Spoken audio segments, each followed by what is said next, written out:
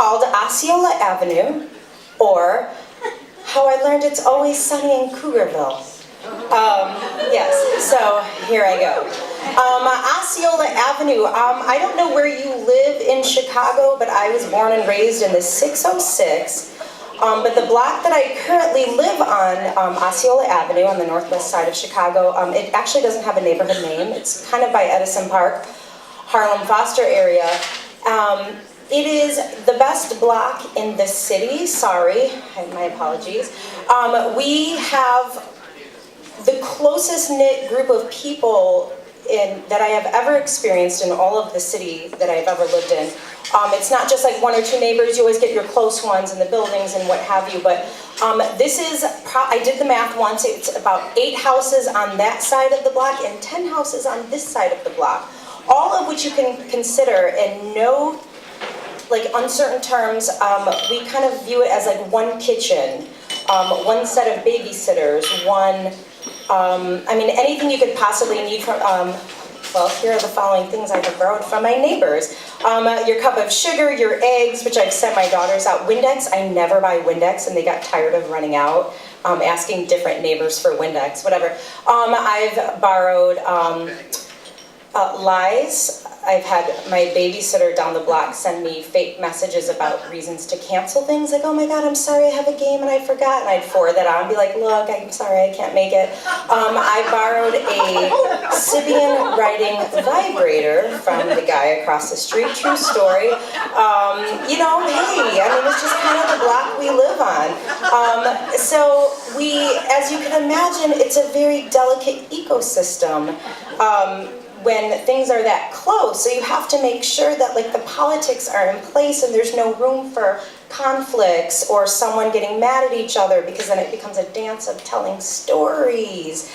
You don't want to mess things up. So that leads into the story. So in the summers, and again, our block, again, I'm so sorry you don't live there, because it's a dead end actually on both sides. Last time I told this story, it was not about this. There's 20 people from my block here at the show. Today there's only 2, the Shermans, and they actually live on Gregory, which T-bones into Osceola, so they don't get invited to things. And that's why they're here, because technically they're not even in the story. Just kidding, they've actually lived on Osceola and then moved 2 houses over. People have moved around. Liz has lived there 3 times, Tess has lived there twice. I'm running out of people to marry, so I'm still hoping someone's gonna move on, take over my mortgage. What was my point? Okay, so anyway, in the summers, it's always like 4th of July, like people come home very Edward Scissorhandsy. Anyway, so this leads to my actual story, where Kevin and Lorraine, the couple next to me, you know, the people you're closest to are the ones in the hierarchy of people you absolutely have to tell the truth to because they're the closest to your house. Kevin and Lorraine have this magnificent, all my B-list summer holidays are with them, 4th of July, Memorial, Labor Day. It's always at Kevin and Lorraine's, they always cook the same thing, and there's this epic bocce ball tournament. Well, Kevin and Lorraine have 2 sons.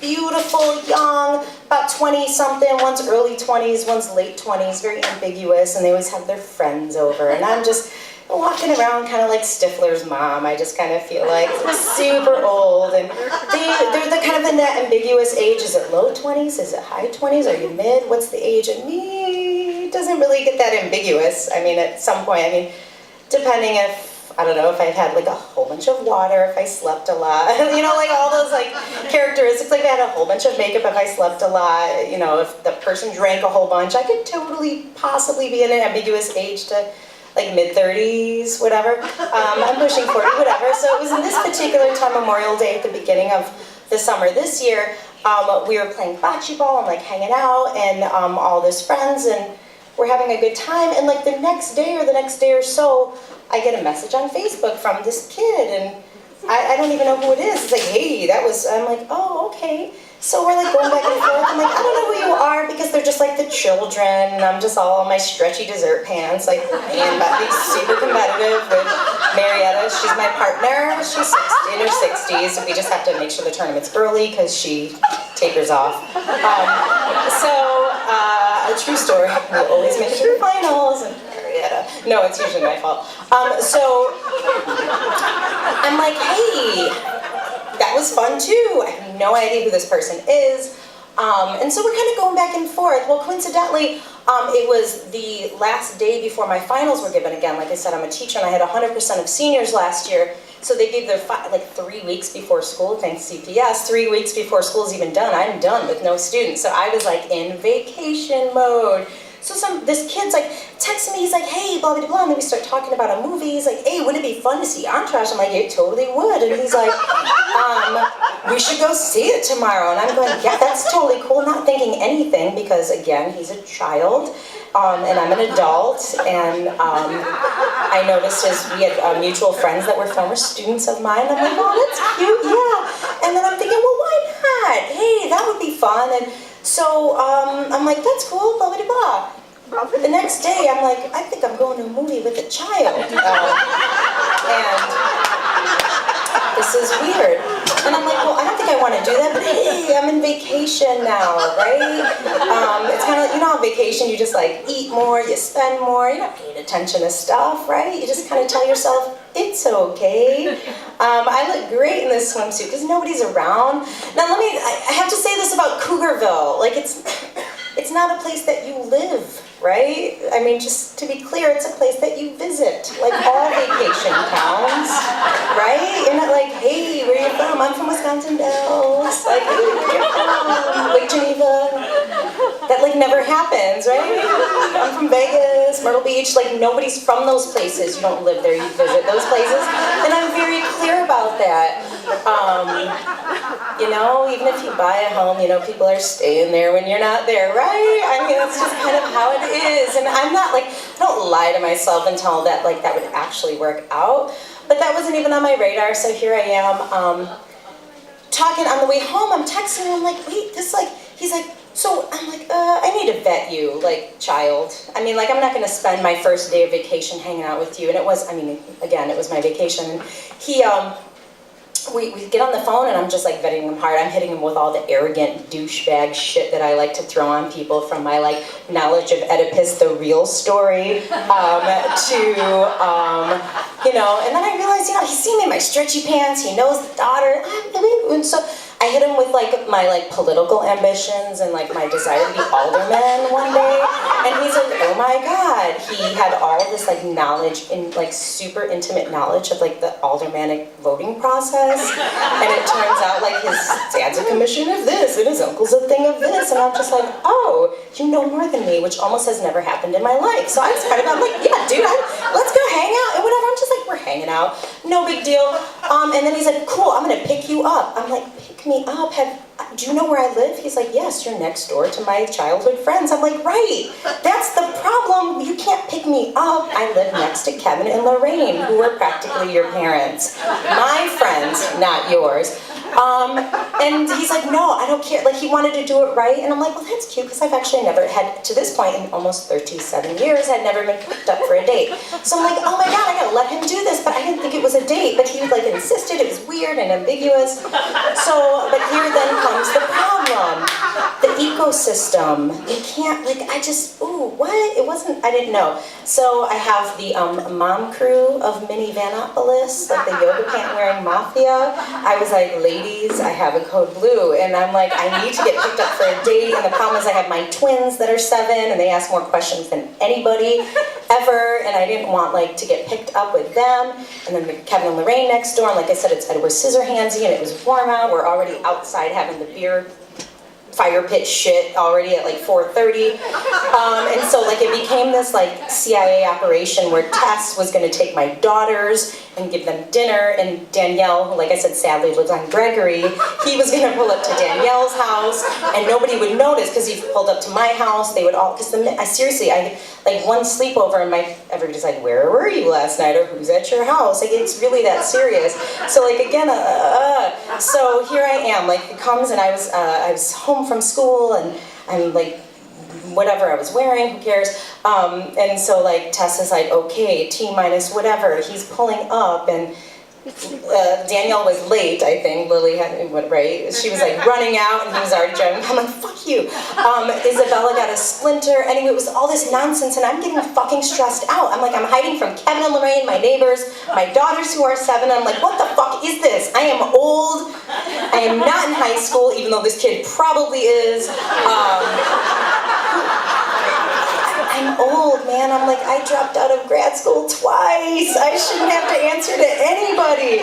So anyway, I get in the car. I'm kind of relaxed. I'm like, whatever. I'm on vacation, right? Like this shit you like tell yourself. It's okay. I can spend $20 on a towel. We get in the car. He was like, should we get something to eat? I'm like, I guess. And I'm starting to all of a sudden feel very self-conscious that I look like his chaperone. And that thing inside of me that like is self-deprecating and like my defense mechanism like starts to like leap out, but I don't say anything actually. It kind of wasn't anywhere. So we go have dinner. It was a really great time. He starts telling me more about what I need to do to become an alderman. I was like, thanks. I have no nudie pictures, apparently. I never text anything inappropriate. Apparently that's a bonus. And I apparently wipes out most of my competition. So so we're sitting there having dinner and I'm like, you know, he's super nice and he's like, you could tell he's like, apparently, I mean, at that moment it occurs to me he's just kind of like this dorky smart guy who like doesn't identify with the Kardashian generation, and that was cool. But anyway, we had a good time. I'd known this kid for years. I didn't know his name, but whatever. So we get to he's very sweet. He pays. I noticed he didn't have any cash with him. He doesn't use, he doesn't have any, he only uses cash. He's super Italian, like only cash. And we get to the movies, well, that's the thing. We get to the movies, and I swear to God, I could not write this. I get to the movies, this guy looks so fucking young. The woman looked at me and she's like, ready? Can I see your ID? For an R-rated movie. And I was like, wait, what? We went to go see an R-rated and she asked to see my ID. And again, that thing inside me that wanted to be like, are you kidding? I haven't needed an ID since she was like, hello, my darling. Like, you know, the piano playing fucking, like, type of movie theater with the fucking silent. I'm like, that was the last time I was 17, bitch. And I wanted to be like, yo, are you fucking kidding me? This guy's friends with my students. I didn't, like, that girl was gone. She was on vacation, man. And the thing that you kind of tell yourself that you want to just like kind of hide from, she was like totally not there. And that was awesome. So I was just gonna let it ride. I was like, I just took my wallet. Here you go, here's my ID. And she's like, oh, there you go. And now I'm waiting at the bar, and all of the thing that's inside of me that really wants to attack and be sarcastic and mean and defensive came out on text message to my friends when he was in the bathroom. And I was like, oh my God, that's my ID. I'm like, what the fuck is this? I'm like, I'm totally Stifler's mama. She's like, how about Stacy's mom? Because she's got it going on. And I was like, okay, maybe that's better. And at this point, I had, thank you, this is a gift of mine to come up with nicknames for the 51st dates that I go on, so my friends who are happily married can keep track of. The nickname for him came out of nowhere, which was, I brought Benjamin Button, because he looked like a fucking baby, but he was like a little old man. Like, he's like, here's how you run for it, I only got cash. And so Benjamin Button became his nickname instantly. I'm like, I'm on a date with fucking Benjamin Button. And that's this, you know, henceforth he had been known as. So we go see the movie, it's great, he takes me home, it's lovely, and I'm like, you know, I'm not gonna sit here and lie to myself. And then he tried to kiss me, and that was like actually kind of sweet. I let it happen. He was, you know, big and kind of Italian. Even though he looked like a child, it was a weird Renaissance experience actually. So, you know, and it was a really good time, and again, like I said, you don't live in that place, and I was like, oh, that was really nice, but, well, I couldn't keep up with the fact that I had these neighbors that would probably not, I don't know, I was like, I'm not going to do this. I'm talking to my friends, like, but it's where, I'm like, no, they're like, but it's, I'm like, no, I'm not going to lie to myself and tell myself that. And funny enough, so the kind of epilogue is a couple more times he would be like, hey, could I come over? And the other thing I was very keenly aware of, I just want to point out, is that I was not going to be a punchline for like the let's, you know, pin the tail on the MILF. I don't know, I just made up that just now, but you know what I mean? Although now that just sounds fun. I don't know why I have a problem with that. But anyway, And I wasn't going to be a punchline for anybody, and I was very keen on that, but I thought, hey, I was on vacation, and little by little, it's like he wanted to come over the next day, and I was like, oh, that's fine, and he just like wanted to talk, and like, he was like, I'll massage your hands, and I was like, why? He's like, I don't know, like he wanted like, talk about being an alderman and massage my hands, and I was like, that's really sweet, and the part of me that was like, what the fuck are you doing? Like that woman who's always there, maybe that's why I was divorced twice, I'm like, what the fuck, like get away, ew. But I'm like, sure, he's like, you deserve it, and I was like, oh, I sure do. I teach 12th grade, and they just graduated barely. And like, yeah, like the next day he'd be like, oh, well, let me help. And I was like, okay. Well, funny enough, he was like leaping over the side of the house and like going in through the side house because we're hiding from my neighbors and my daughters at the same time. At one point, my friend came over and I'm like, oh my God, he's almost here. She's like, okay. And she like runs out of the house. I was like very high school, like it would not end. And I was just like super excited that I could just like relive all that. So yeah, I lost my train of thought. But so, yeah, wait.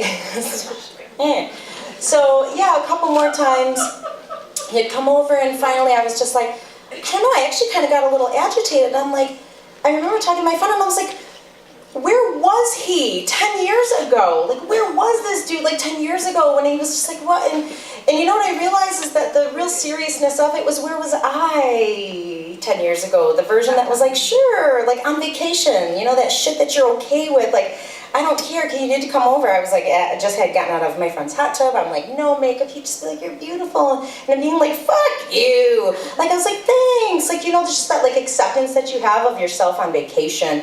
Versus all that bullshit that you tell yourself that you have to be, lived in that place where I was with this kid that I knew I was never going to like settle down with or have a life with, and it was kind of powerful. I ended up dumping him on Facebook, honestly, because I thought that's what the kids did. Like I was on Facebook, I'm like, hey, you know, like this is cute, but I'm, you know, like let's call it a day. And he was like totally pissed. He's like, you can't do that. I'm like, I don't know why not. Anyway, that's my story.